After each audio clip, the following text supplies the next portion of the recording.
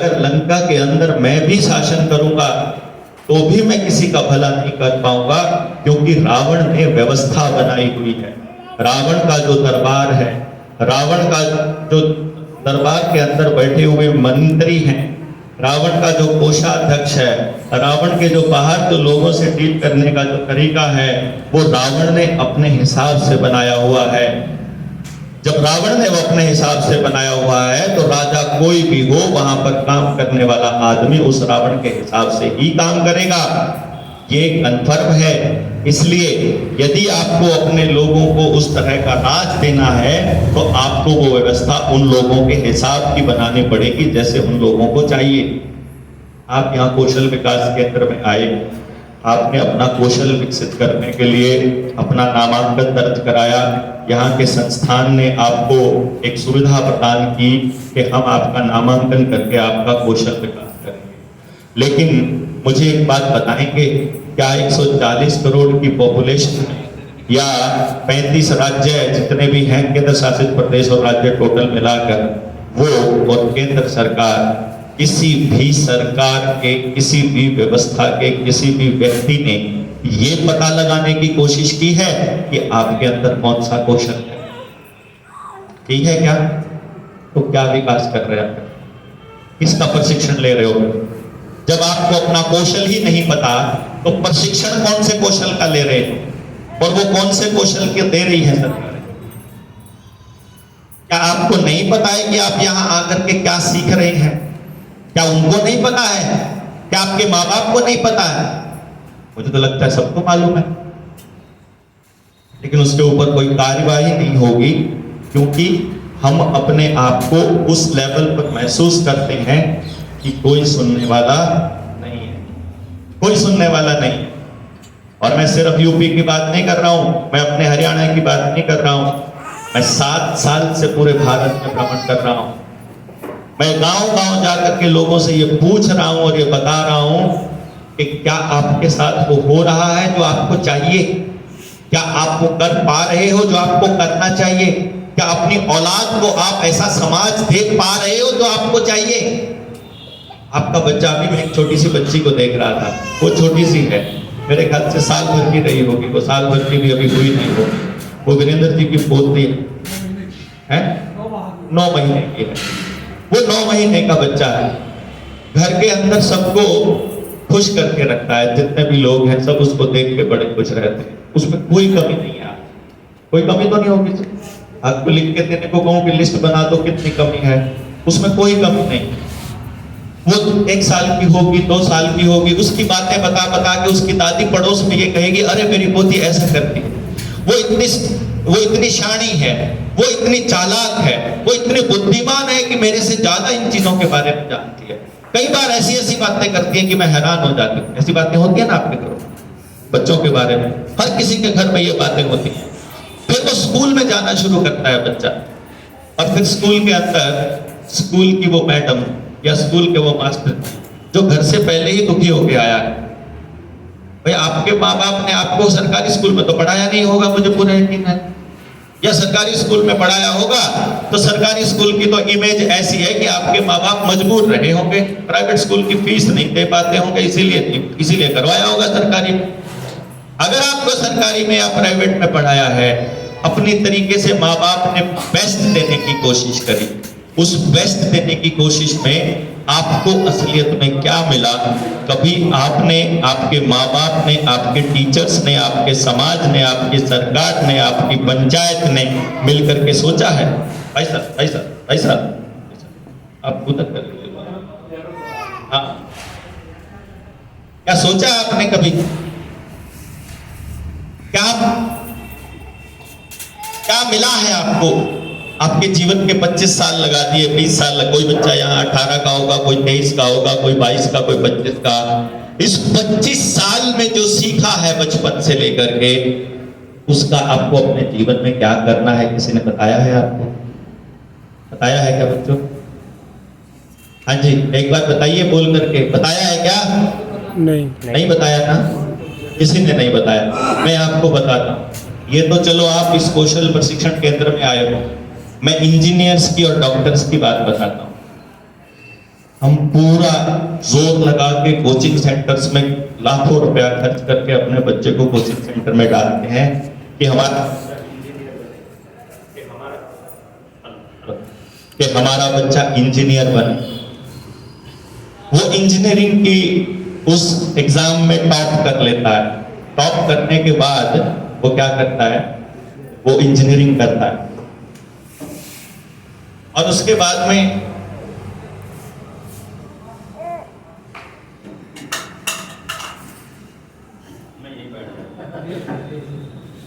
बैठा हूं ना, हाँ जी हाँ जी, वो टॉप कर लेता है और उसके बाद में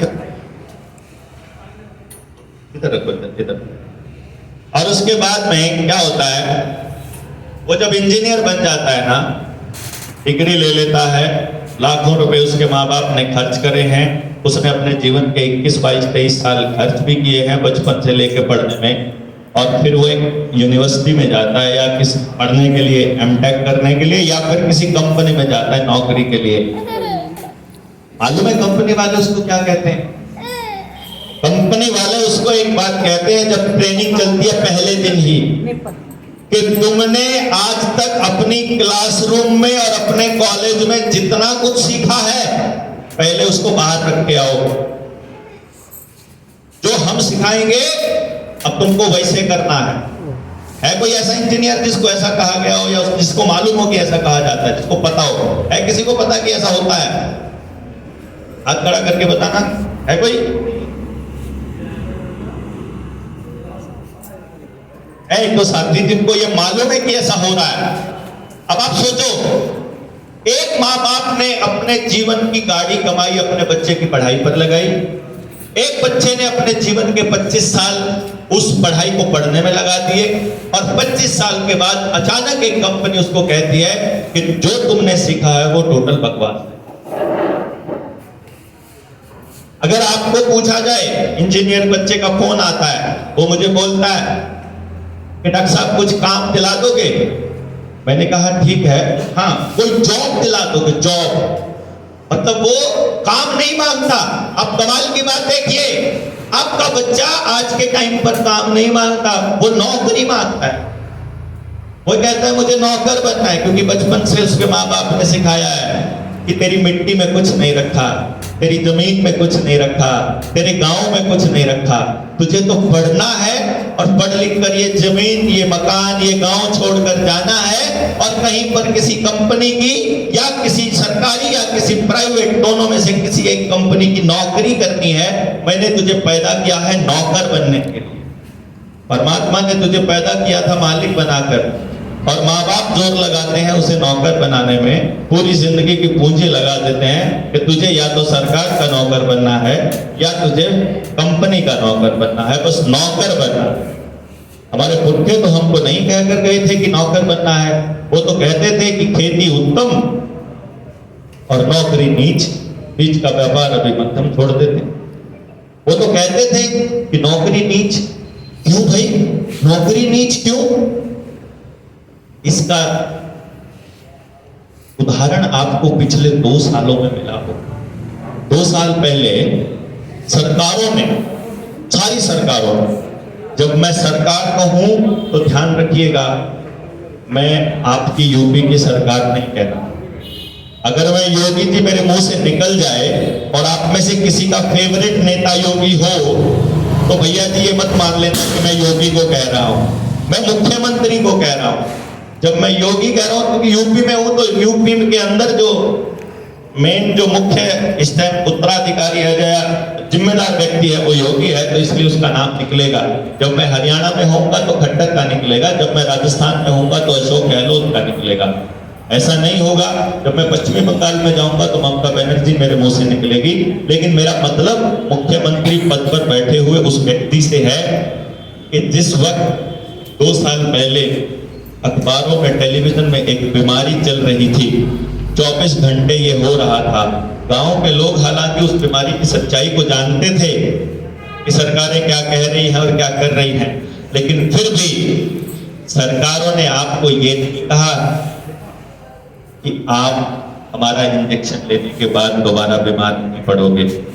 सरकारों ने आपको ये नहीं कहा कि ये इंजेक्शन आपके जीवन के लिए फायदेमंद है। सरकारों ने ये कहा कि आपने यदि ये इंजेक्शन नहीं लिया और इसका सर्टिफिकेट के वो डोज के सर्टिफिकेट हमको नहीं दिखाए तो तुमको स्कूल में नहीं घुसने दिया जाएगा, तुमको कॉलेज में नहीं घुसने दिया जाएगा, तुमको राशन से अनाज नहीं मिलेगा, तुमको बस में नहीं चढ़ने दिया जाएगा, तुमको रेल में नहीं बैठने दिया जाएगा, तुमको पेंशन नहीं मिलेगी, तुम्हारी हाजिरी नहीं लगेगी, तुम्हारी तनख्वाह नहीं मिलेगी, तुम समाज के काम नहीं कर पाओगे, मंडी में नहीं जा पाओगे, दुकान नहीं खोल पाओगे, बिजनेस नहीं कर पाओगे, तुमको कुछ नहीं करने दिया जाएगा अगर तुमने वो सर्टिफिकेट हमको नहीं दिखाए तो। और ये सिर्फ आपकी सरकार ने नहीं किया, ये पूरे भारत की सरकारों ने किया, सारे राज्यों की। और ये सिर्फ भारत के सारे राज्यों की सरकारों ने नहीं किया, ये पूरी दुनिया की सभी सरकारों ने किया। ऐसा क्या रहा होगा जिसमें सारी दुनिया की सरकारों को एक ही दिशा में सोचने पर मजबूर कर दिया? क्या आपके दिमाग में ये सवाल नहीं उठता? जो मंद बुद्धि लोग होते हैं ना, उनके दिमाग में ज्यादा संख्या देखने के बाद मंद बुद्धि लोगों के दिमाग से सवाल गायब हो जाते हैं कि इतने लोग कर रहे हैं तो गलत थोड़ी ना होगा, सारी दुनिया में हो रहा है तो गलत थोड़ी ना होगा, लाखों लोग फॉलो कर रहे हैं तो गलत थोड़ी ना होगा, 100 करोड़ ने लगवा लिया है तो गलत थोड़ी ना होगा। वो ज्यादा लोगों की संख्या को सही मान बैठते हैं। और हमारा मानना यह है जनता सरकार मोर्चा का कि सच सच होता है। पूरी भीड़ के अंदर अगर अकेला भी खड़ा हो तो सच सच होता है। क्या हमारे सामाजिक जीवन में, क्या हमारे पारिवारिक जीवन में, क्या हमारे शैक्षणिक जीवन में, हमारे विद्यालयों में, हमारी पढ़ाई में हमारे बच्चों को सच की खोज करनी सिखाई जाती है? महोदय, सिखाई जाती है आदरणीय? सच की खोज करने का कोई तरीका आपको बताया जाता है? स्कूलों में, कॉलेज में बच्चे पढ़ रहे हैं, इनको क्या बताया जाता है मालूम है? मैं आप बुजुर्गों को बता रहा हूं कि आपके बच्चों का सत्यानाश कैसे किया जाता है। योजनाबद्ध तरीके से किया जाता है, योजनाबद्ध। मैं ये इसलिए कह रहा हूं क्योंकि मैं, अगर आप सोच लीजिए इस दीवार के परली साइड कुछ हो रहा हो, आपको वो दीवार के पीछे नजर नहीं आ रहा हो तो क्या वो हो भी नहीं रहा है? समझ रहे हैं ना? दीवार के परली, इस चार दीवारी के बाहर अगर कुछ हो रहा है और वो आपको नजर नहीं आ रहा तो क्या आप ये कह दो कि दुनिया को कि कुछ नहीं हो रहा, मुझे दिख नहीं रहा? जो आपको दिखेगा क्या वही सच है? नहीं। सच तो उसके पार भी हो सकता है ना, दीवार के परली पार भी तो सच हो सकता है। मैं ये कह रहा हूं, मैं दीवार के उस परली पार से आया हूं, मैं आपको बता रहा हूं कि दीवार के उस पार क्या हो रहा है।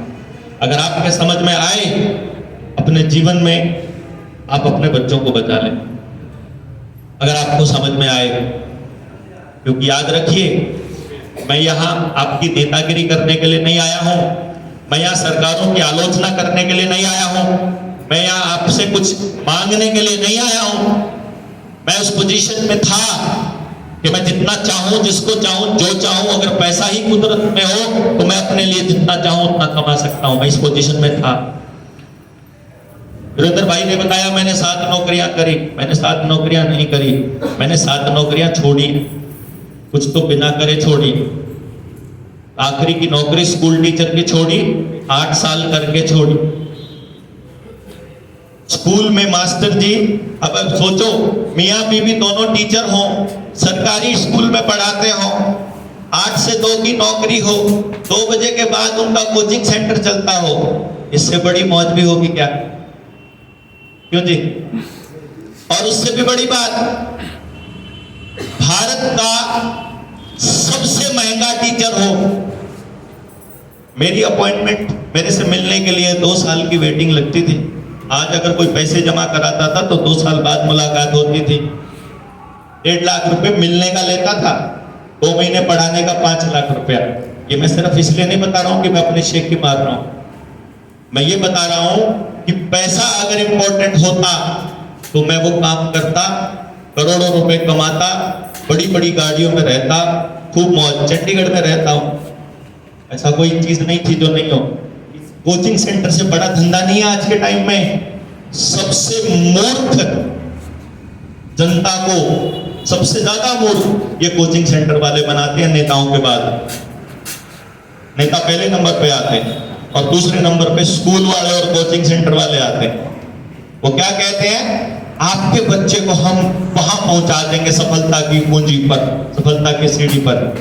गांव के लोगों को, शहर के लोगों को इतनी भी समझ नहीं है कि ये जो कह रहा है ये 100% झूठ बोल रहा है, 100%। क्यों?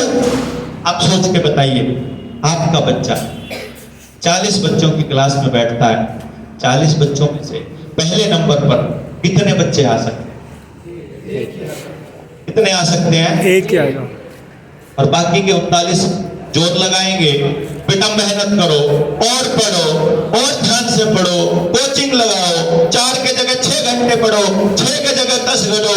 अगर आपका बच्चा फर्स्ट आता था, अगर मेरे बच्चे ने मेहनत करके फर्स्ट आ गया तो फिर कितने आ सकते हैं? फिर भी एक ही आ सकता है। अगर मेरे वाला फर्स्ट आ जाएगा तो फिर आपके वाला नीचे चला जाएगा। नहीं समझे बात आप? एक ही बच्चा पहले नंबर पर। और जब माँ बाप का बच्चा पहले नंबर पर आता है ना, तो माँ बाप सबसे पहले ये पूछता है, चारों सेक्शनों में कौन फर्स्ट आया? चारों सेक्शन में कौन फर्स्ट आया? कि चारों में ये फर्स्ट आया, तो क्यों नहीं आया? अब की बार जोर लगाना है। फिर जोर लगाएगा, पूरा 8 की जगह फिर 10 घंटे पड़ेगा और चारों सेक्शन में से फिर फर्स्ट आ जाएगा। फिर वो जो फर्स्ट आया था वो नीचे चला जाएगा। अब वो गालियां खानी शुरू करेगा घर वालों की, इस वाले को शाबाशी मिल जाएगी। लेकिन शाबाशी नहीं मिलेगी, उसके मम्मी पापा अगली लाइन में ये कहेंगे, सारे स्कूलों में फर्स्ट कौन आया? अपने जिले में कौन फर्स्ट आया? हरियाणा में कौन फर्स्ट आया? सीबीएसई किसने टॉप करी? तू और थोड़ी मेहनत करके सीबीएसई क्यों नहीं टॉप करता? ऐसा भी तो होता है। मतलब माँ बाप की भूख कभी मिटती है क्या? आप सोचो, पूरे हरियाणा में सीबीएसई कितने बच्चे टॉप कर सकते हैं? एक ही ना। लेकिन सारे माँ बाप की इच्छा तो यही है कि मेरा बच्चा पूरे हरियाणा में टॉप आ जाए। तो क्या हर माँ बाप ये मानेगा कि मेरा बच्चा काबिल नहीं है? क्या हर माँ बाप या हर बच्चा ये मान लेगा कि मैं काबिल नहीं हूं? इस तरीके से तो वो मान ही लेगा, क्योंकि उसको तो उसके माँ बाप ने और उसके टीचर्स ने 24 घंटे 7 के 7 दिन हर पेपर के रिजल्ट के बाद एक ही बात कही है, तो थोड़ी और मेहनत कर ले। मेहनत किया कर बेटा, मेहनत कर लेगा तो कामयाब हो जाएगा। मेहनत कर, मेहनत, यही सिखाया था ना बेटा बच्चों। माँ बाप यही कहते हैं ना, मेहनत कर, मेहनत कर। कभी पूछा है किसी ने मेहनत करके जाना कहाँ है? मेहनत करके कहाँ जाना है? नौकरी करनी है। अच्छा चलो मान लेते हैं नौकरी करनी है। यूपी में पिछली सरकारी नौकरी कितनी भर्ती हुई थी? कोई संख्या बताओ, सबसे बड़ी भर्ती कितनी हुई यूपी में? बताओ। सबसे बड़ी भर्ती इस सरकार की मान लेते हैं, योगी सरकार की, कि पुलिस की भर्ती हुई होगी। कितनी बड़ी? 35,000 बच्चे नौकरी लगे। अभी मान लेते हैं 35,000। फॉर्म कितने भरे गए थे? कम से कम 10 लाख फॉर्म भरे हुए होंगे लगभग 40 लाख के करीब। समझ गए? अब प्रतिशत का आंकड़ा निकालो। खाली बच्चे पढ़े लिखे हो, 35,000 बटे 35 लाख करके दिखाओ, आपको पता चलेगा 1% से ऊपर नहीं जा सकता ये आंकड़ा। जितना मर्जी जोर लगा लो, ये आंकड़ा जीवन में कभी 1% से ऊपर नहीं जा सकता। क्योंकि सरकारें आपको जितनी चाहे नौकरियां दे लो, जितने बच्चे एलिजिबल हैं और जितने बच्चे पेपर में पास होंगे वो आधे प्रतिशत से मैक्सिमम होता है। बहुत ही बड़ी बात हो जाए तो 1%, 1 से ऊपर नहीं जा सकता।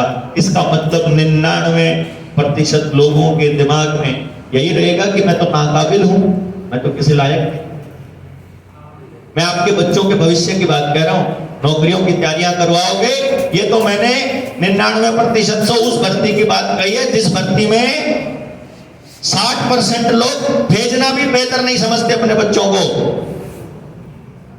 पुलिस की भर्ती में बेईमान लोग जो पहले खड़े होते हैं कि मैंने बेईमानी करनी है, पुलिस में इतना 2 नंबर का पैसा है, शादी होने में इतने की शादी में, यूपी में तो रेट लगते हैं ना नौकरी वाले के, कि 35 लाख की शादी होएगी कि 25 लाख की होएगी। इसलिए नौकरी करते भागते हैं, इसलिए नहीं भागते कि उनको कुछ काम करना है। तब जाकर के भी 1%, और अगर सभी एलिजिबल बच्चों ने फॉर्म भर दिया होता तो ये प्रतिशत 0.1% होता। ये आपकी कामयाबी का आखिरी लेवल है, 1%, आखिरी। इसका मतलब गारंटी है 99% बच्चे ने फेल होना है, उनके ऊपर टपका लगना है, तुम किसी लायक नहीं हो। और जो बच्चा अपने अंदर ये भावना लेकर जिएगा कि मैं किसी लायक नहीं हूं, उसका कोई भी शोषण कर सकता है। उसको कोई भी प्राइवेट कंपनी, कोई भी सिक्योरिटी कंपनी, कोई भी पार्किंग कंपनी, कोई भी आदमी आएगा और जलील करता रहेगा, और हमारा बच्चा जलील होता रहेगा क्योंकि उसके माँ बाप ने, उसके स्कूल टीचर ने उसको पूरी जिंदगी बचपन से लेकर जलील किया है कि तुम काबिल नहीं हो, तुम काबिल नहीं हो, तुम्हें और मेहनत करनी चाहिए थी, तुम्हें और मेहनत करनी चाहिए थी। ये सच है हमारे एजुकेशन सिस्टम का। इस बच्ची की मैं बात कर रहा था, 9 महीने की है ना, उसके माँ बाप के पास एक शब्द नहीं मिलेगा ये कहने के लिए कि उस बच्चे में क्या कमी है। आप जब स्कूल में जाओगे ना, आदमी जब पढ़ता लिखता है, पढ़ने लिखने के बाद जब टॉप में जाता है, टॉप में जाने के बाद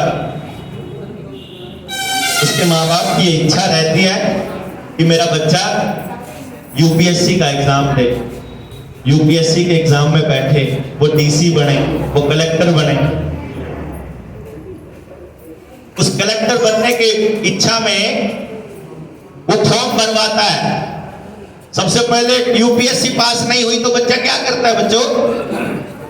फिर वो यूपीएससी ये बनता है अपना, जैसे हमारा हरियाणा में एचपीएससी होता है तो आपका यूपीपीएससी होगा, यूपीपीएससी है, पीसीएस है ना, यूपीपीसीएस भरेगा, वो भी नहीं होगा, एसएससी भरेगा, वो भी नहीं होगा, बैंक पीओ का भरेगा, वो भी नहीं होगा तो फौज का भरेगा, वो भी नहीं होगा, पुलिस का भरेगा, वो भी नहीं होगा तो यूडीसी का भरेगा, यूडीसी में भी नहीं होगा तो एलडीसी का भरेगा, और वो फिर जब लाइनमैन का भी भरेगा, वो जिसका जी करे उसका भरेगा। जिसमें सिलेक्शन नहीं होगा फिर आखिर में कहेगा चाहे चपड़ासी लगा दो पर लगा दो, यही कहते ना। और जब कहीं भी सिलेक्शन नहीं होगा, किसी को भी नौकरी नहीं मिलेगी, फिर क्या कहेंगे कि चलो बीएड कर लेते हैं जी, जेबीटी कर लेते हैं। यानी कि सरकारी स्कूल में जब सिलेक्शन नहीं होगा उसका, तो फिर वो कौन से स्कूल में पढ़ाने लगेगा? प्राइवेट स्कूल में।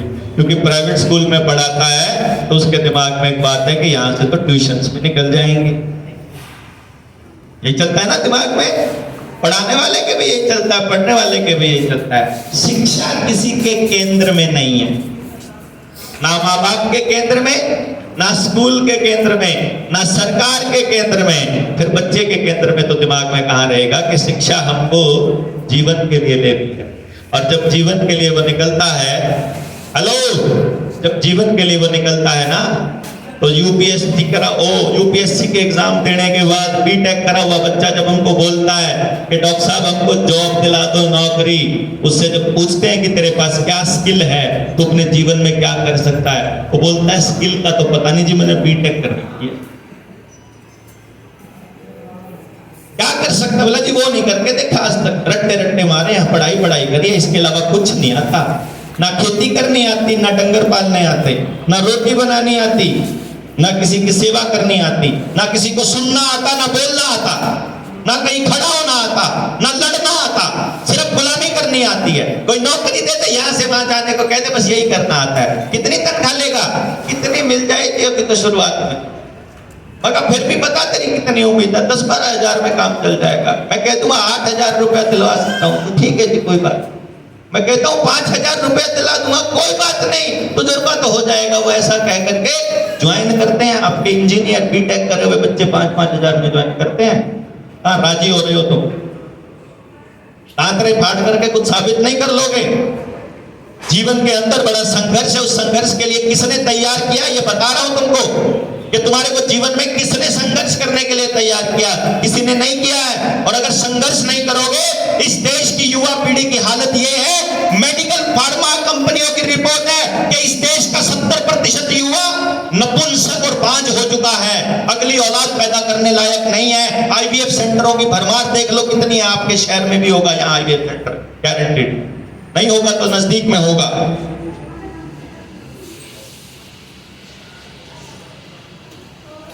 आदमी का बीज बाजार से लाना पड़ रहा है, क्योंकि सच खोजना नहीं सिखाया आपके बच्चों को किसी ने। घर में आए हुए मेहमान का सत्कार कौन कौन करता है अपने यहाँ? हाथ खड़ा करके बताइए मुझे। घर में आए हुए मेहमान का सत्कार किस किस के घर में होता है? हाथ खड़ा करिए प्लीज। नहीं होता इन लोगों के घरों में जो उन्होंने हाथ खड़ा नहीं करा, पूरा हाथ खड़ा कीजिए अगर सत्कार करते हो तो। करते हो ना?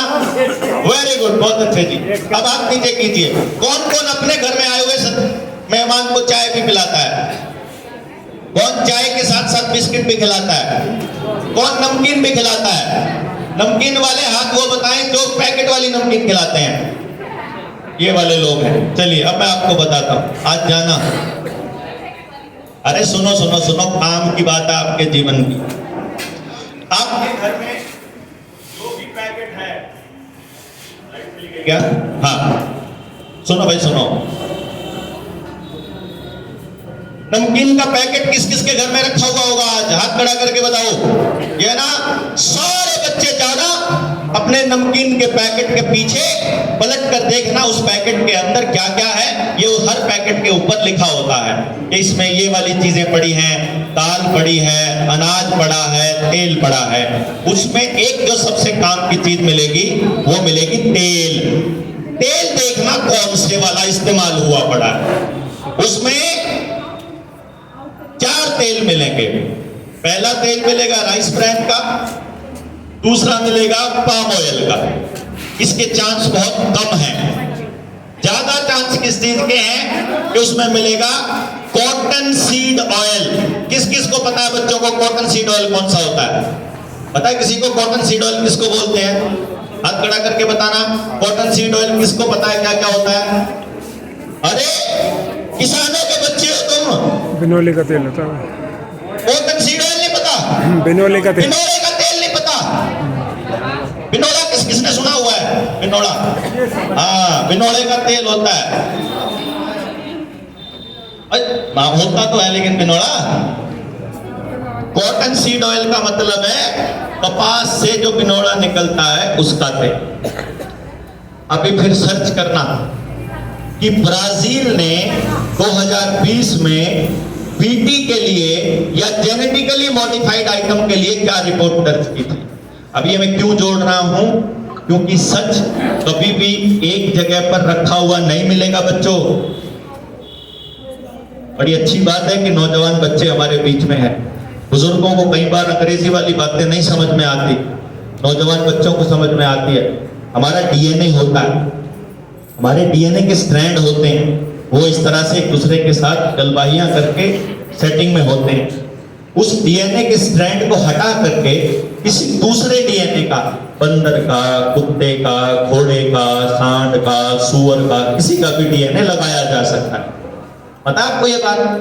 आप में से किसी को पता है जेनेटिकली इंजीनियर्ड बच्चे पैदा करने की तकनीक आ गई है कि आपको जैसा मर्जी बच्चा चाहिए, मतलब अगर आपको तेज तोड़ने वाला बच्चा चाहिए तो घोड़े का स्ट्रैंड लगा दो, अगर आपको वफादार बच्चा चाहिए तो कुत्ते का लगा दो, मजबूत बच्चा चाहिए तो सूअर का लगा दो, कैंडे का लगा दो, अगर मजबूत खाल वाला चाहिए तो।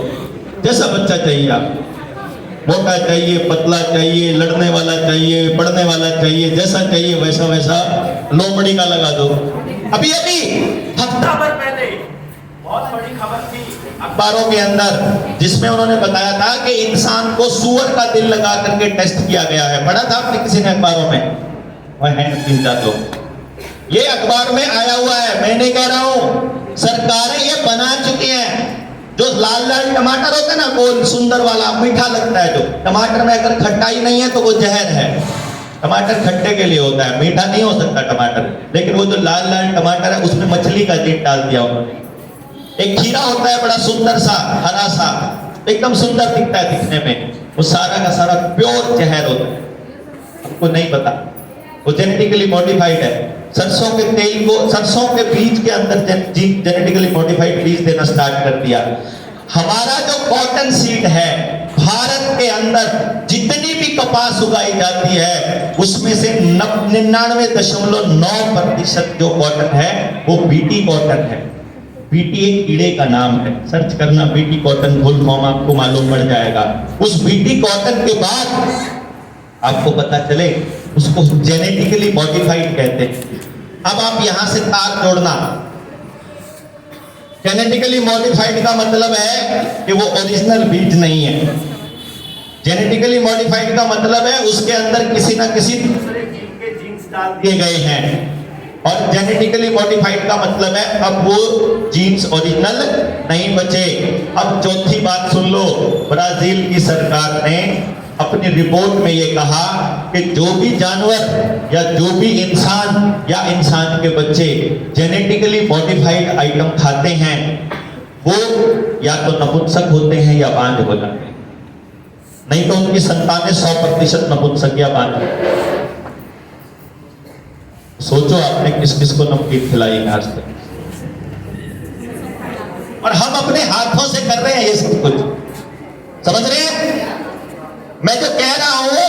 आपको सरकारों ने वैक्सीन लगाने की जबरदस्ती आप ही की चाची, ताई, बहन जो कि आशा वर्कर के रूप में काम कर रही है उसके जरिए किया था। आंगनबाड़ी वर्कर वो आप ही की जानकारी की है। आंगनबाड़ी वर्कर ने तो कमाल कर दिया इस देश की जनता के साथ। क्या कमाल किया? हम लोग बैठे हुए थे एक बड़ी कोठी में, मैंने पूछा कितने जमीन है इस जमींदार के यहाँ? इतना बड़ा आंगन, यूपी में तो बड़े बड़े आंगनों का मतलब रिवाज है, छोटे मकान का कोई रिवाज यहाँ है ही नहीं अपने यहाँ। तो अब मैंने पूछा कितनी जमीन है इनके यहाँ? बोले 100 एकड़ है, 500 बीघा के करीब की जमीन है इनके पास। मैं कहा कमाल है भाई। फिर वो दादी अपने पोते को लेके चली। मैंने कहा ताई कहाँ चली?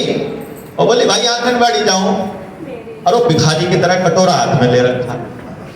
मैं कहा ये कटोरा किस लिए? बोला चूरी लेकर आऊंगी। मैं कहा यार 100 या 500 बीघे की मालकिन है, ये चूरी लेकर आएगी आंगनबाड़ी से?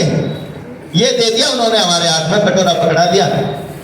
जिनके घर से कोई आदमी भूखा नहीं जाता था, जिनके घर धन धान्य से भरपूर होते थे, तो ये कहा जाता है कि अन्न के मामले में पूरी दुनिया को खिलाता है ना यूपी, पंजाब, हरियाणा को है।